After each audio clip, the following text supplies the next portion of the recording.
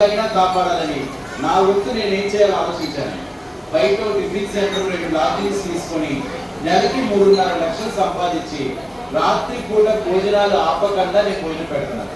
షిరిడీలో అన్ని తెలుగు సత్రాల్లో రాత్రి భోజనాలు ఉండవు.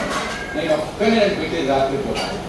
అది కూడా జనాన్ని ఇబ్బంది పెట్టకుండా నా వంతుగా నేను సంపాదించి పెడుతున్నాను. జనం ఇచ్చే డొనేషన్లు నాకు ఒక పూట భోజనానికి కూడా నిజంగా రావాలి. ఒక్క పూట నేను ఖర్చు పెట్టినంత డబ్బు నాకు ఒక్క డొనేషన్స్ నాకు సరిపోదు. కానీ రెండో పూట ఆపకుండా పెట్టడానికి కారణం మేము పెట్టిన బయట టిఫిన్ సెంటర్ హోటల్స్ మీద సంపాదించిన డబ్బులే. అందుకే ఈరోజు చిలకలూరుపేట తప్ప ఇంత సక్సెస్ అయిందండి. ఎక్కడ రూములు తీసుకున్నా పిలిచి పెడుతున్నాము. మనం కూడా బయటకు వెళ్తే ఖర్చు పెడతాము. మనం ట్రైన్ ఖర్చులు పెడతాము, నాసిక్ వెళ్తాము, ఔరంగాబాద్ ఖర్చులు పెడతాము, ఆ హోటల్స్ లో ఖర్చు పెడతాము. ఇక్కడ 4 భోజనం పెట్టాలంటే పదవి తర్వాత చూద్దామని దాన్ని స్లిప్ ఏమండి ఇంటికి పంపిద్దాం అంటే కామన్గా రియాలిటీగా మంచి భోజనం పెట్టిన కాడ 4 భోజనం పెట్టిద్దామంటే ఆలోచిద్దాము. మిగతా అన్ని చాట్ల మాత్రం వేస్ట్ గా చేసి పెట్టేస్తాము.